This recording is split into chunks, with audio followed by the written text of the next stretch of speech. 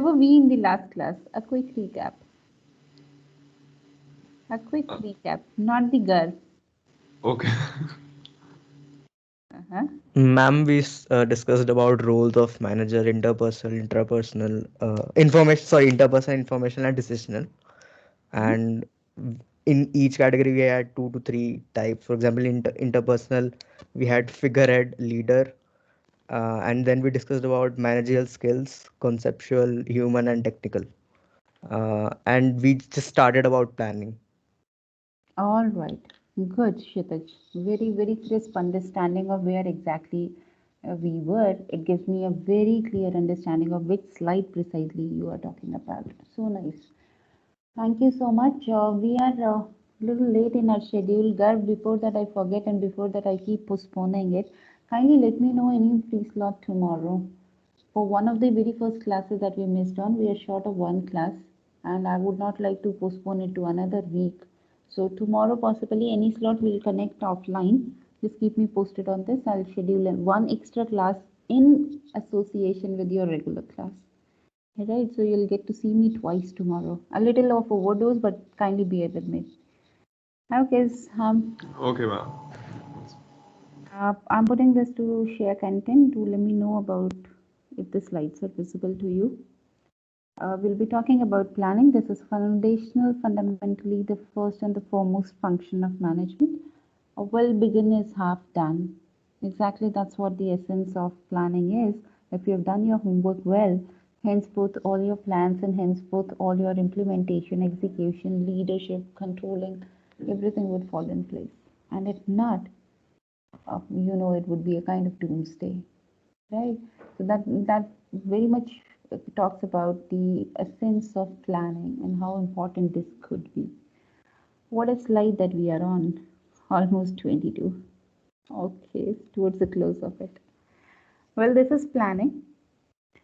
First and the foremost function, deciding in advance. Of course, you are talking about futuristic orientation, that 5 years down the line, this is what I see is the future changing to, or the customer preferences changing to, or people's orientation changing to, and henceforth, I think this makes a good business sense to launch this product or service. Right. So that is where it's futuristic in orientation. And since you already have a goal, it kind of give you a direction, right? So you wouldn't be wandering here and there. You would be treading a path because there is a goal that you wish to reach. So in that context, we are saying that it makes it possible to work systematically because everything, every procedure, every system that you would have in place would ultimately be leading to that goal, the strategic goal that you have decided for yourself. So that's the basic understanding of planning. This is one of the definitions. We'll see a couple of the definitions when it comes to planning or any other function for that matter. Coons and Arnold are the very famous management propounders, and there is a classical seminal book, Principles of Management, by the same that we refer in an undergraduate degree for the course Principles of Management. So, according to them, what it is, put up all the questions out there, right? What to do, how to do, when to do, who to do, and why are you questioning these at the first place? Because there is a destination that you wish to reach to, from where you are currently to where you could be or you would want to be. Right? So it kind of bridges that gap between a point A, where point A is where you are currently, to the point B, where point B is your destination, right? Your aspirational goal, maybe in terms of say largest market capitalization, maybe in terms of the highest price valuation, the best customer service, whatever it be. So that's exactly what is the thing that helps you bridge that gap between your current position to a desired position is what we call as a planning, a plan of action, or a course of action, or a strategy. All means one and the same. So that is where you would have various questions being asked. What is the timeline? When are you planning to launch this product? For whom are you launching this product? Who is the target segment that you are targeting at? Is it for the elite customer? Is it a luxury segment? Is it a daily essential? Or is it a bare necessity? Or is it a bottom of pyramid? Or like where are you targeting? Why are you targeting into it? There is a lot of research that goes into before you make any plans, right? And then according to Smith and O'Neill again, This is in advance, right? You are talking for today, you are talking for 2 years down the line, 3 years down the line, right? For something like Kindle, somebody would have seen how about reading a paper or a book on a farm, and then you have Kindle. Of course, for every product and service that you can possibly think under the sun would have been preconceived, would have been thought before that it was launched, isn't it? So that's what the planning essence is. It's deciding in advance what to do and how would you do it, who would do it. In essence, bridging the gap, giving you a course of action to reach your desired location. So that's what planning lies in. We'll subsequently keep talking about examples from the business world. Anyways, you have plethora of examples to be quoted. Well, we'll talk about some of the best strategies and the worst strategies here. Anybody knows about McDonald's and the salads of McDonald's? Or did we at any point in time talked about? Yes, so in the last class only we talked about McDonald's and how they switched their burgers with salads as a healthier option, but it didn't work because people wanted to have tastier and like quick food instead of healthier food. Like they didn't care about whether the food was healthy or not. True. Thanks, Gert. That very succinctly answers. Well, there is another. So you can put this comes as one of the worst ever strategies in the world for McDonald's and the salads. So this is where if your planning goes wrong, your entire product, entire planning, every effort that you have put into launching and making it a reality, that goes for a fail. So exactly that marks the fundamental importance of planning, how it needs to be more robust and sound. Again, there is a similar product which is quoted into management classes as a case study of a failed product, which is flip-flop. Anybody has heard of, or anybody knows what is a flip-flop? Flip-flop. My mic. Like Yes. slippers. Okay. Yes. All right. Flip-flop. Yes, that's a common connotation that we use for slippers, and that's one thing that perhaps each one of us know. What else?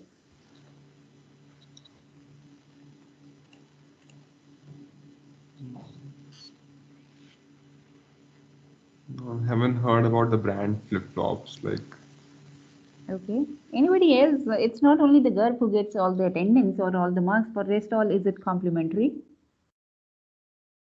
I don't think so. Anybody else at work?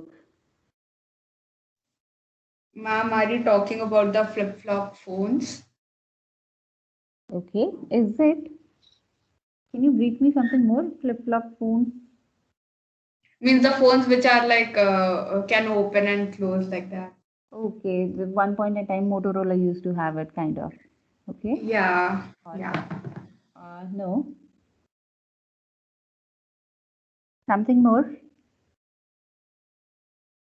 Anybody can think of anything that name that being called as flip-flop should come to your mind? Like a friend of yours answered like it was a mobile phone. Is it that? Somebody said slippers. Is it that? Of course, slippers is flip-flop. Of course, that mobile could be called as flip-flop. What else? My mighty engineers. Long live your ma'am engineering. Flip flop Hmm? Ma'am electronic device ma'am flip flop वही आता सबसे पहले सुनते ही ma'am Okay. Can What you does that device do? Ma'am it stores a bit it It's stores basically a either memory storing device. Okay. All right. This is new to me. All right. I'll henceforth know that there's also one of the options. Okay. Interesting. Noted. Well, engineers, one of the easiest thing that you would have said it would have been the circuit. It's a kind of circuit, closed circuit, open circuit. Well, that's rests with you as engineers. Right, for me, it's a kind of out of syllabus, but we are in a management class. So we are talking this as one of the field products. Right, Cisco owned this product at one point in time. I guess it was owned in 2006 and discontinued in 2011. And this was a cam recorder. Since it flopped, since it was put off the shelves, this is called as flopped. Otherwise, Flip was the name of the product. Flip was the name of the product. At that point in time, it was a very bulky, cumbersome to have cam recorders. So this Flip was very seamless. When you are on the go, you can breathe easy and you can record. So that was a seamless product that was launched. But since it failed, There were no more takers, there were no more buyers for it. We were too quickly transitioning into mobile phones that were still a better option to record. If I'm using it not for a very sophisticated professional purpose, mobile phones would still do a better job, right? And henceforth, this product was discontinued. Since it failed, it is being called as flopped, right? But Flip is the name of the cam recorder that once Cisco, the IT major, the IT giant that owned this product. So that's where we'll have few other examples whereby the planning, if done right, looking into what is the scenario, it's important. You might have the best of the products. Don't you think BlackBerry would have the smartest engineers in the boardroom? Of course they would. But then the product didn't take off because the customer preferences are changing. See, you can't make it that I make a product today and it's going to live forever for the generations to come. No. As long as the people's preferences are changing, as long as the business environment is changing, as long as your competition is changing, of course, your competitors aren't sleeping. They are exactly at work and they are doing it pretty much better than you, and henceforth, you lose your chance of survival. That's exactly what happened with the Nokia. The company was too slow to respond to the customer preferences, and henceforth, somebody else eaten up the share, right? And that's where the CEOs exactly made this statement. It's not that we were doing wrong things. We were pretty much doing the right things, but perhaps there was somebody in the competitors who were too quick to do the right things. So even the time horizon matters. Not only being right and wrong, but even the time. So that goes back again to the planning. We'll keep talking back and forth various examples where planning made it to successful product and where it failed. Again, Urvik says it's a mental predisposition. So in my mind, I'm very clear. What am I doing? Why am I doing? Where is it? Because in subsequent slides, we will talk through that planning is a simple overarching goal that you have for an entire organization. It could be abstract. The more closer that you come to implementation part of it, you'll have a more detailing. So it can go into an abstract notion that this is what I'm planning to launch. Right, so that's exactly what Urvik says. If you pick up few of the keywords, it's the mental predisposition to do things in a certain way. And why? This is based out of a fact. For example, you might have opted for your computer science engineering out of maybe this is something that interests you. Very well taken. But I'm pretty sure there must be scores of students who would have taken it because this is something which is most popular one, most prestigious engineering branches, most sought after by the engineering students. Right, so that could be the another reason popularly people get into, and that's one of the trends that IITs and the premier B schools follow, engineering institutes follow. That's like people go in engineering, people go by preference of branches. In management, people go by preference of institutions because every institution would invariably offer you a specialization in marketing, HR, operations, and IT. Right, but in engineering, it's majorly the branch that the people choose, and henceforth the institution. So that is where it's based on certain facts. I say that this is where I think people's preferences are changing, and I think this makes, for example, in the recent COVID-19 times, streaming in the regional content, it's really boosted up. Else, it was not so very popular, or the Korean dramas, it really picked up. Why? Because it was lockdown, people were staying at their homes, it was work from home, and it was no cinema halls, no movies, no entertainment.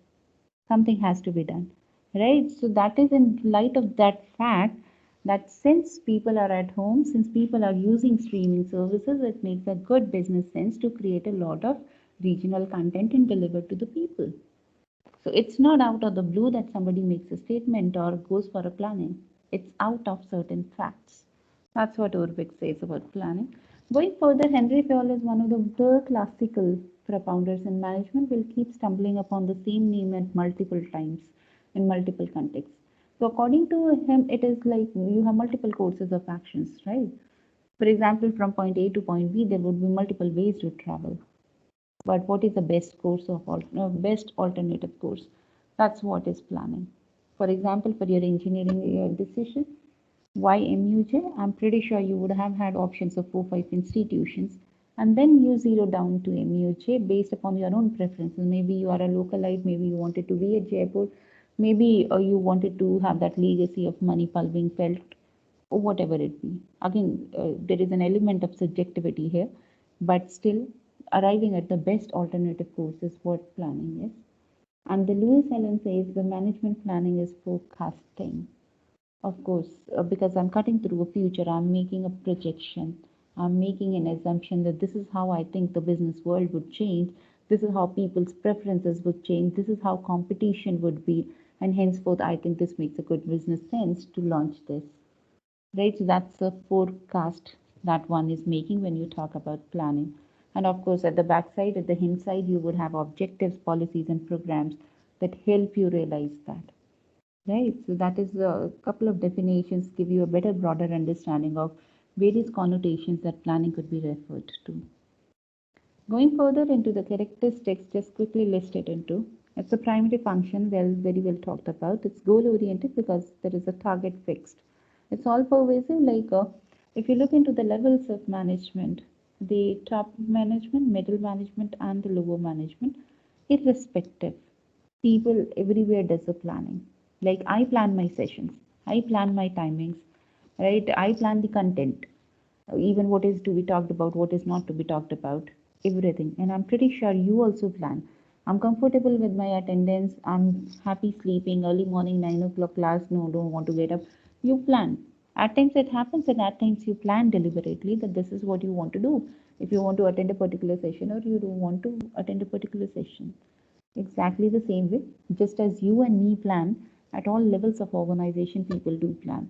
The only difference perhaps is at the top level, you have a strategic plan, which is an overall direction for the organization.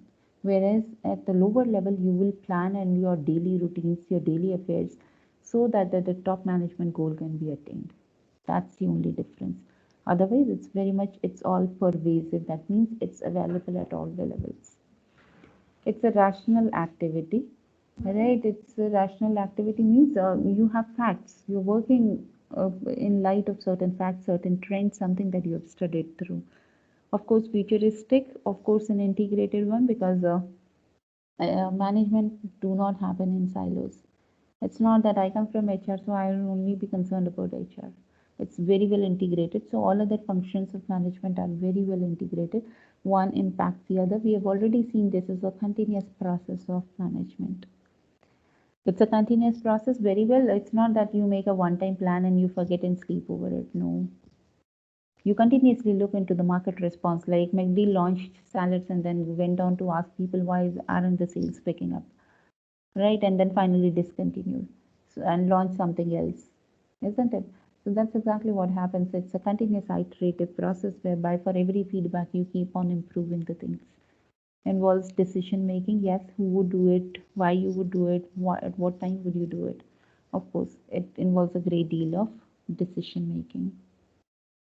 If this is a lot of self-explanatory as well, I'm just putting my perspective into discussion. In case you feel like adding on to something, please feel free to do so. I hope I'm audible, right? Yes, ma'am. Okay, thank you. Uh, Going further in terms of importance or merits or advantages of planning, of course, it gives you an objective, right? So, without an objective, it's so easy to get derailed. But when you have an objective and a goal, you know where you are heading to. So, that's where it gives you a direction, it gives you an objective, right? It helps you avoid wastage of resources. Yes, organizational resources are very limited. Even if you belong to a family whereby you were born with a silver spoon, but still, I'm sure your parents would have taught you money is precious. It's being hard earned, right? That's exactly what it is. So, organizational resources are very much limited in this scope. You are supposed to optimize this, not to underutilize or overutilize. And that's exactly what planning will give you a head start if you're doing it right at the first place. If you are able to put up your machines to the best use, or are they sitting idle, or there is too much of wear and tear because you are overusing them, there is overheating, or there are problems and so forth. So, for all the men, material, machinery, resources, capital, all that, please take a note not to waste that because you have very much your plans in place. So that will help you with the you'll have production schedules, you'll have production charts, you'll have shifts being maintained. So that gives you an idea that you are not overdoing anything or underdoing anything. So in that context, it helps you reduce wastage. It ensures effectiveness as well as efficiency. We understand management is to get things done through people, both effectively and efficiently. Planning just helps you ensure that you are there on the target, because there is always a target. So you can get to know that if you're doing it vis-a-vis, how much is the attainment. So that's exactly what planning will help you keep a track of from, because planning only you'll have your target set out, right? And then only you'll be talking about that. See, your target was to have 80 units being sold or 20 units being produced. You are currently only at 10 units. Planning gives you that matrix to measure, right? So that is where the point number 3 comes into. It reduces risk and uncertainty. Well, when we are talking about planning, we can only be talking about probability of success. The more that you have studied the business trends, the industry portfolio, you can be all the more confident about being successful, but still not being 100% sure. Maybe you took a wrong sample and maybe you took a wrong statistics to arrive at your results. As long as your assumptions hold true, your theories will be all right. But the moment there is a policy, everything else fails. That's where with planning you are trying to, because it's an uncertain business environment that you are operating, even if you know your company, even if you know your internal dynamics, but you are operating in a business environment that is external. You have competitors out there and you have no control over competitors.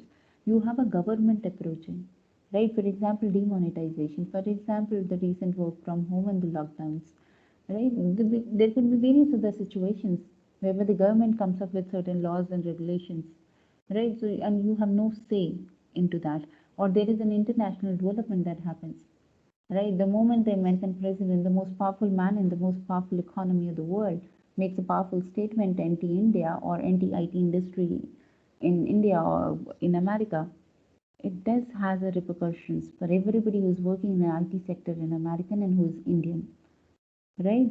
So that is where there are a lot of factors that operate in external environment which are beyond your control as managing an organization or organization itself. Right? That's where when you are done with your planning, the more sound and robust your plans are, better is the uncertainty management. And then provides for coordination. Of course, there are so many activities. These are mammoth complex organizations and multiple departments. So when you know that, okay, you have committed that a new model of a card would be launched by so and so, and you have already had pre-bookings and you are supposed to.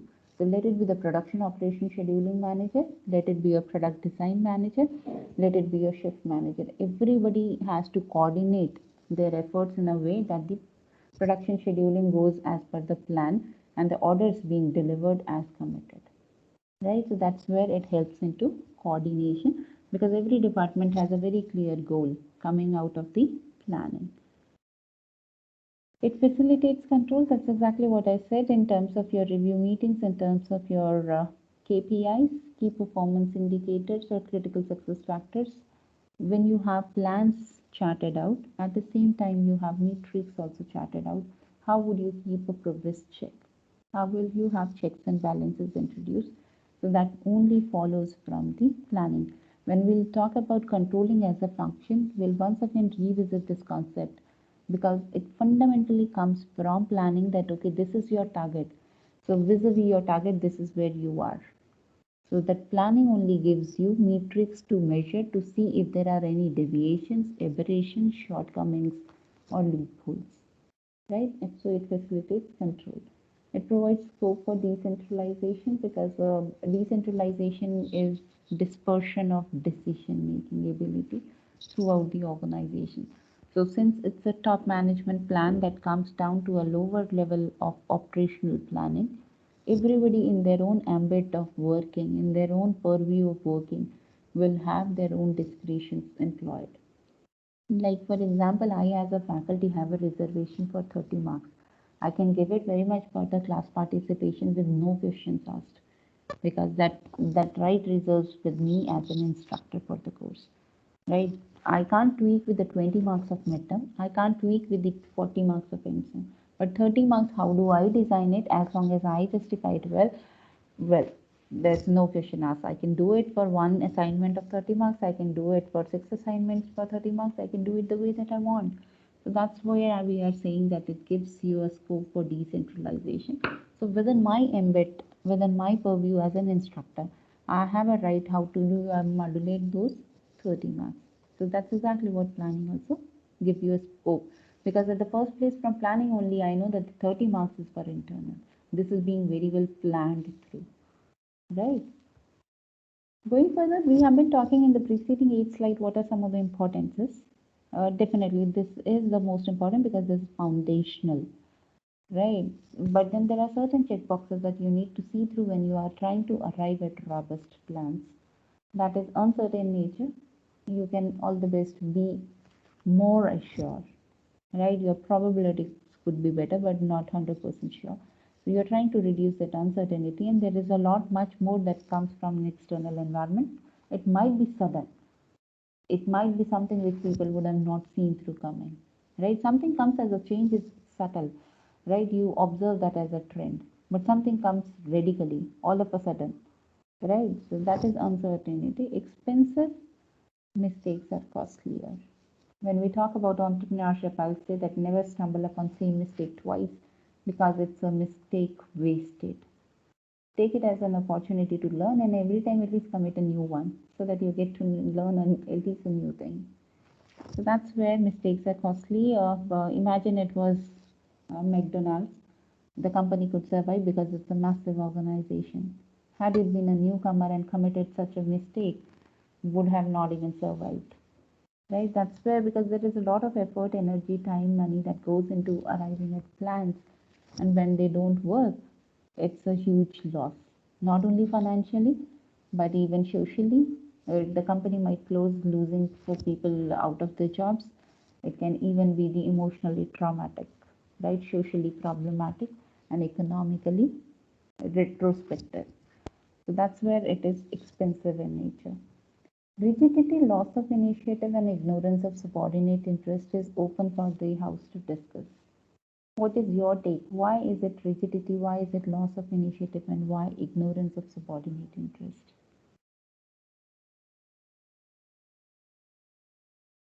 Yeah, people.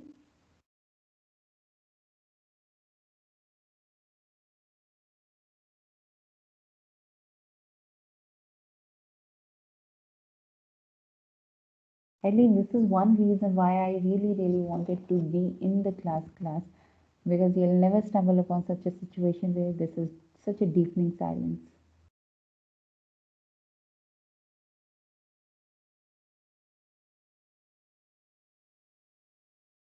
Why do you think planning has a flip side of being rigid, loss of initiative, and ignorance of subordinate interest? Ma'am, in the case of like rigidity, what I can take an example of is like, so suppose in like work from home, some people started to take maybe like, started to do some internships or something. Okay. And when you're doing in the beginning, you have a lot of flexibility. The work environment is very good. They are paying you a lot. Okay. And over the time, what becomes like the company is growing, it's still a startup, so they realize, okay, we don't have funds enough to give like this much money to all the people. So what they start to do, they did not plan it in the beginning, right? That okay, if we are paying so much to so many people, maybe later on instead of 100 we have 1,000 employees, the funds will be short. So later on, they have to cut down the expenses. So even though you're working the same amount of hours like you were 4 months ago, so the overall income you're earning is less. So because the rigidity, like we have to spend only this much amount, they had fixed in the certain in the beginning, but they did not plan it properly. So there was also a loss of initiative from the people who are actually interning, because they did not want to work that much, and so yeah, they are ignoring the subordinate interest as well. Okay. Thanks for tuning in and answering. At least we have a different perspective. Yes, somebody else thinks of something. Why rigidity and loss of initiative and ignorance of subordinate interest? Like planning, I guess, makes administration like inflexible. So like there is no individual freedom in that case. Like it's all a team and like ma'am कैसे like थोड़ी inelasticity हो जाती है in the Are you management. any chance an economics student? Okay, yeah. By any chance, are you an economics student? No, ma'am. Okay. All right. Okay. Anybody else has an opinion before that I get into a discussion?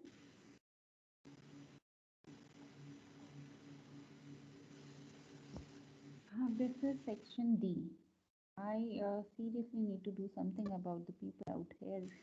My mighty engineers, 53 people and only 2 answering. Exceptionally low. All right. I'll see something that most of the in an answer. All right. Both of you very rightly said yes. When you have planned, right, it's a kind of. I'm very much audible, right? Yes, ma'am. So that is where when you have already decided upon something, so it's exactly something which is being decided, everybody is supposed to follow. You decided to be computer science engineers, even if you don't like some of your subjects and you want to move out of it. It's rigid. It doesn't let you do so. Right? It's only like 2 years. You will have parental pressure. You will have peer pressure. You will look into your own career dynamics and so on and so forth. People do drop out, but look at the rates. Right? That's exactly what rigidity does. Because 3 years back you wanted to be a computer science engineer, and henceforth in third year, at least you are close to your completing your degree. We have people like Kumar Vishwas who drop out of, because somewhere in the middle that they realize that no, I'm a misfit here. I'm sure some of you might be having the same kind of feeling. People have come to me and confessed on, because I talk to a lot of students on a variety of issues. Henceforth, it's not that I teach them and henceforth they come and talk to me. They just come for several administrative reasons and we get into talking. And henceforth say so. So that's where rigidity comes into, because the predestined course is already being decided and everybody is supposed to follow that. The three are interrelated exactly. Loss of initiative the same way. Like individually you might be brilliant people. You are more than bunch of your names and bunch of your CSC degrees and scorecards. Right? Somebody might be too good at photography, somebody might be too good at playing, somebody might be too good at making an app apart from core academics. Right? But then how many of you can take up that as a profession? Not necessarily.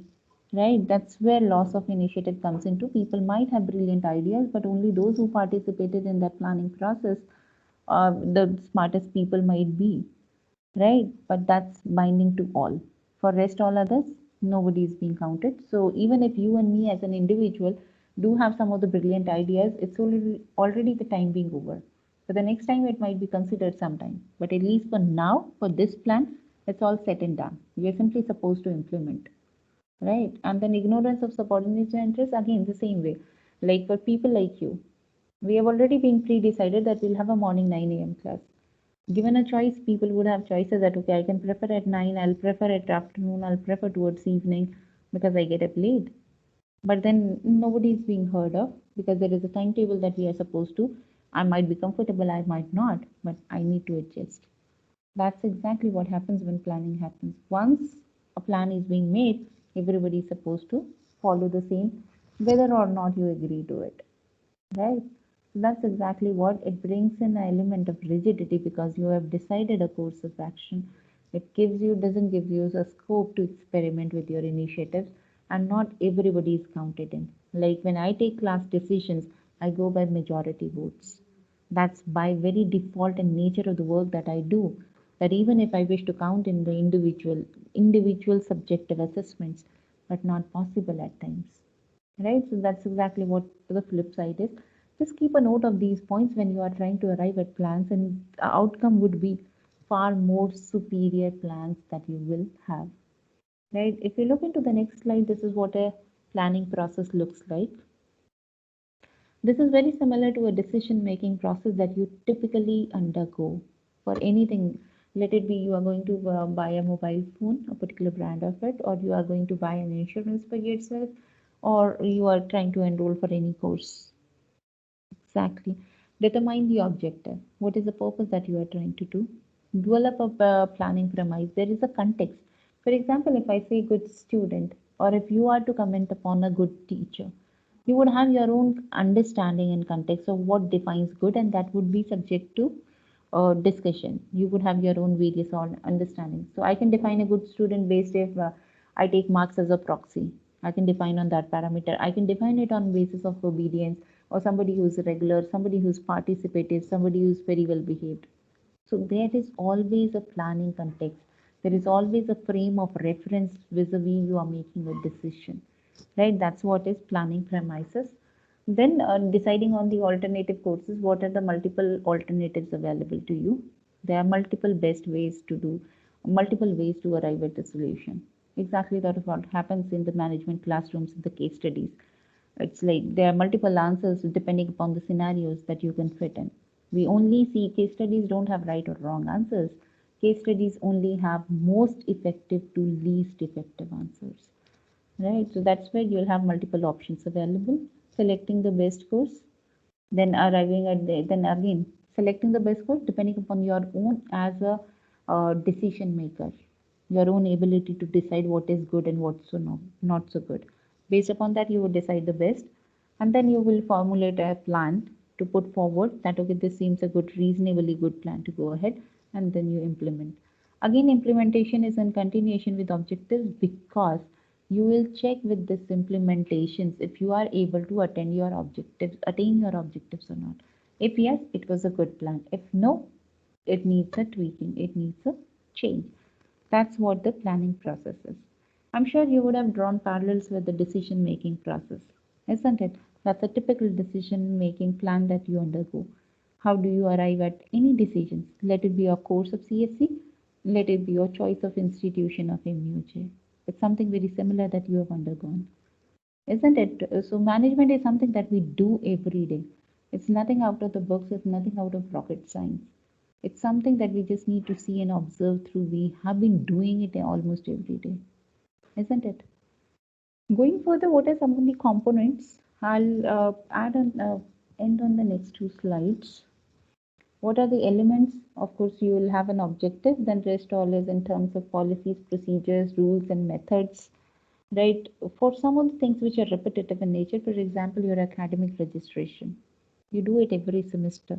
So there is a standard guideline that's available, right? So same in the organization, for example, your chemistry labs. All right, that's where you might have, had you forgot to put on your apron, you might have been standing all the way outside your chemistry lab, not allowed to enter in. That's a standing plan that you have, that you are supposed to follow this as a safety protocol. Or the recent COVID-19 and the safety protocols in the place.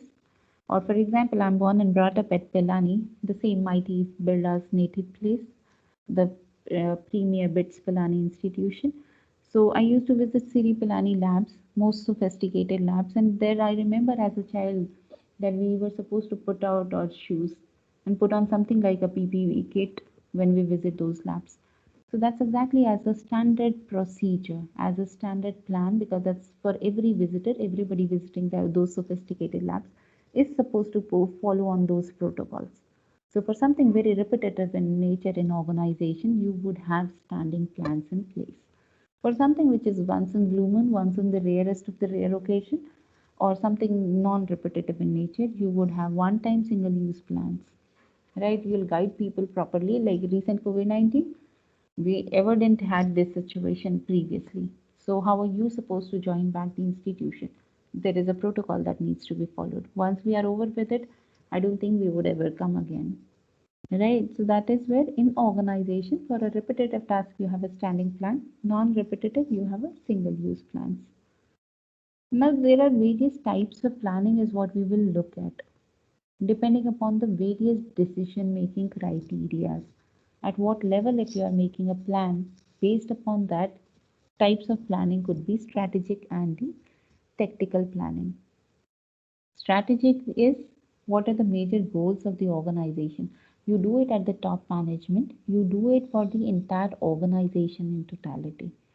Right? For example, if you look at any organization, in the business world, there is a way to look at the organization. Like, for example, Tata's. Tata's as entire conglomerate, as entire Tata house could be one company, right? Called as the corporate, right? And then thereafter, like Tata's is into Tata Steel, Tata's is into Tata Motors, Tata is further into Tata Hotels, Tata is further into FMCG segment where it is Tata Salt, Desh Ka Namak, right? So each one of these is an independent surviving business unit, right? For example, Tata Steel. For example, Tata Motors. Tata Motors may further have into like retail car sales, Tigor and all those brands where it has retail car customers. It might be into a utility vehicle segment whereby you have a Tata Ace. It might be into the fleets of buses and all heavy equipments, transport vehicles, sorry.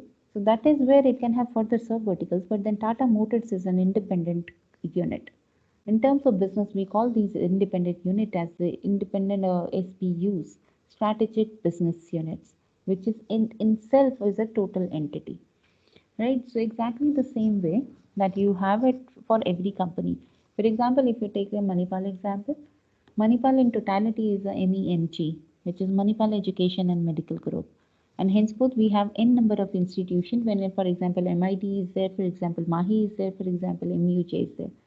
Each one, MUJ, MAHE, MIT, each one is an independent constituent of Manipal Group, and henceforth MUJ in business context could be called as strategic business unit. So we have our own cash flows, we have our own fee statistics, we have our own salary statistics. We don't take anything from our parent organization. We are just a part of a group, but we are sole independently existing part. Right, in that way, if you look at the organization as a corporate in totality, as strategic business unit, and henceforth the like Tata Motors would also have production, operation, HR, finance. Same way the Tata Steel would also have production, operation, HR, and everything, depending upon the various degrees. Right. So this is how organizations are classified. Now, when it comes to planning, if you are making a plan at the topmost level of the organization, at the corporate level, this is called as a strategic plan because this gives a direction to the entire organization, entire group. Right. So, for example, we are invited by the Sri Lankan government to establish an international campus out there. We already have at Dubai, we already have it at Malaysia, we have it at Nepal, we have it at Antigua. Right. So that's take decision taken at the Manipal core group, MEMG. So that's a strategic plan. What MUJ or to establish MUJ in 2011 again was a strategic plan. Tactical is just a part of it. For example, MUJ here at Tapni, we thought fintech. Everybody is into Google Pay, Paytms, mobile wallets, online payment systems, and fintech is one of the things, or cryptocurrency in the bitcoins. So fintech is one of the things which is very much upcoming. So we started launching a course into fintech in MBA at Tapni here at MUJ. So at MUJ, we introduced a course that's a call at a tactical plan, right? So strategic is something which is done at the top level for the entire corporate, for the entire company, entire group, entire house. Tactical comes at a little lower level of the management and done for the individual business unit. We end our discussion here with the forms of planning at strategic and tactical. We'll continue our discussion tomorrow and sum this up for the planning. Any quick questions that you have for me? Yes, no?